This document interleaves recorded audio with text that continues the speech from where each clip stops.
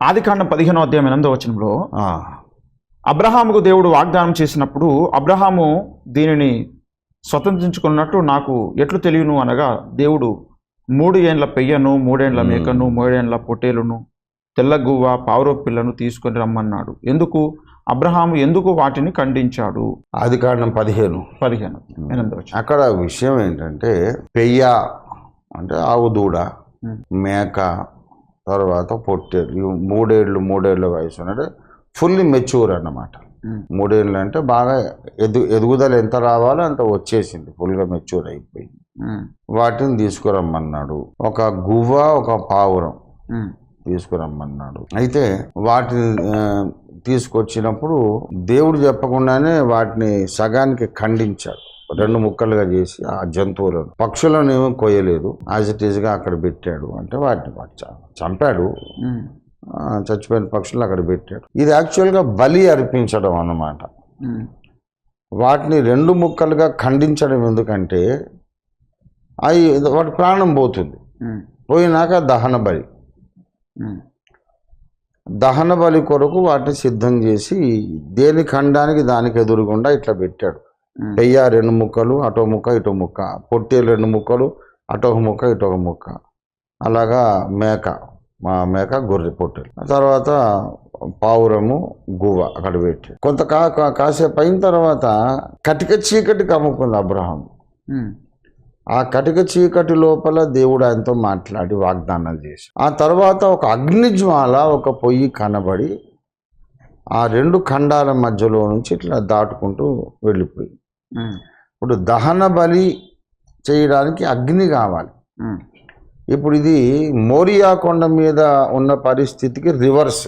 Okay, Morya కొండ మీద ఏమంటాడంటే దహన బలికి నిప్పులు కట్టెలు ఉన్నవి, కానీ గొర్రెపిల్ల ఏది అని అడిగాడు. అక్కడ నిప్పు అవైలబుల్గా ఉంది, అసలు అర్పించడానికి పశువు లేదు. ఇక్కడ అర్పించడానికి పశువులు ఉన్నాయి, నిప్పు లేదు. ఓకే, రివర్స్ అన్నమాట. అయితే అక్కడ నిప్పు కట్టెలు ఉన్నవి, పొట్టేలు లేదు కదా, గొర్రెపిల్ల లేదు కదా, దేవుడు సప్లై చేశాడు. ఓకే ఓకే, అవును. ఇక్కడేమో అర్పించడానికి ఈ పశువులు ఉన్నవి, వాటిని వధించడం జరిగింది, 2 ఖండాలు చేయడం జరిగింది. నిప్పు లేదు. ఆ నిప్పు పరలోకం నుంచి వచ్చింది, దేవుడే పంపించాడు.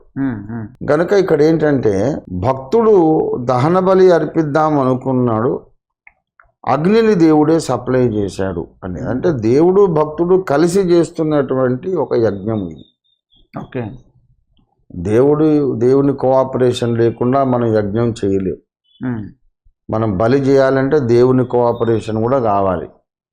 నిప్పు మన దగ్గర ఉంటే పొట్టేలు ఆయన సప్లై చేస్తాడు, పొట్టేలు మన దగ్గర ఉంటే నిప్పు ఆయన సప్లై చేస్తాడు. ఓకే అనే పాయింట్. ఆ తర్వాత వాటి మధ్యలోంచి ఇట్లా నడిచిపోయి నిప్పు నీ దగ్గర లేకపోయినా వీటిని నేను ఏం చేసుకోవాలో చేసుకుంటాను, నాకు అప్పచెప్పేసి అనే పాయింట్.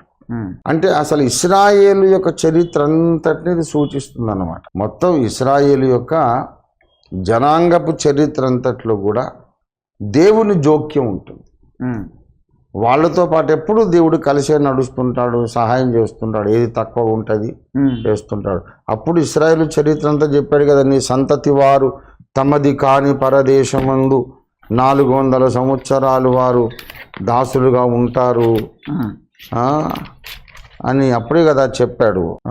13వ వచనం, నీ సంతతి వారు తమది కాని పరదేశమందు నివసించి ఆ దేశం వారికి దాసులుగా నుందురు, వారు 400 ఏండ్లు వీరిని శ్రమ పెట్టుదురు, వీరు ఎవరికి దాసులు అవుదురో ఆ జనమునకు నేనే తీర్పు తీర్చుదును, తర్వాత వారు మిక్కిలి ఆస్తితో బయలుదేరి వచ్చేదారు. అక్కడ ఏంటంటే దేవుని కార్యము మనుషుల కార్యము జాయింట్ వెంచర్ లాగా జరుగుతూ ఉన్నది.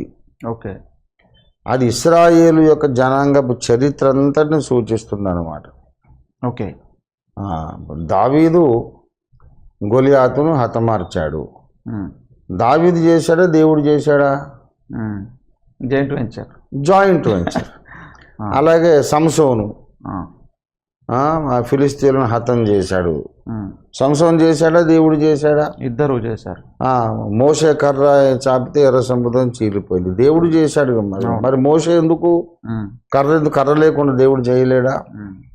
దేవుడు తన ప్రజలతో జత పనివానిగా ఉండడం అనేది ఇశ్రాయేలు జనాంగ చరిత్రలో మొదలై ఇప్పుడు మన దాకా కొత్త నిబంధన సంఘం దాకా కొనసాగుతుంది.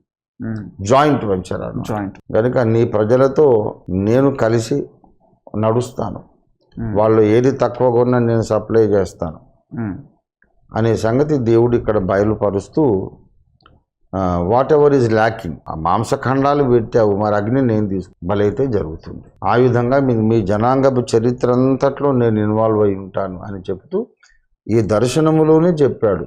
వీళ్ళు ఐగుప్తులో 400 ఏళ్ళు ఉంటారు, మళ్ళా వాళ్ళు ఈ దేశానికి వస్తారు, నేను విడిపిస్తాను అని టోటల్గా వారి చరిత్ర అంతా చెప్తారు. అప్పుడే చెప్పాడు నైలు నది నుండి యూఫ్రటీస్ దాకా ఉన్నటువంటి ఆ ల్యాండ్ అంతా నీకు ఇచ్చేస్తున్నానని ఈ 15వ అధ్యాయంలోనే చెప్పాడు ఆఖరణ. అంటే మొత్తం ఆ సైనై పెనిన్సులా ద్వీపకల్పం అంతా వచ్చేస్తుంది, ఓకే, మొత్తం ఇజ్రాయెల్కి ఇచ్చారు. ఇప్పుడు వీళ్ళు పాలస్తీనాన్ని పీకులాని కొట్టుకుంటున్నారు కదా, దేవుడు ఇచ్చింది ఏంటంటే ఆ మొత్తం సైనై పెనిన్సులా మొత్తం దేవుడు ఆ సరిహద్దులు కూడా ఇక్కడే చెప్పాడు. ఇశ్రాయేలు జనాంగ చరిత్ర అంతా చెప్పాడు ఇందులో. Sir okay sir, okay.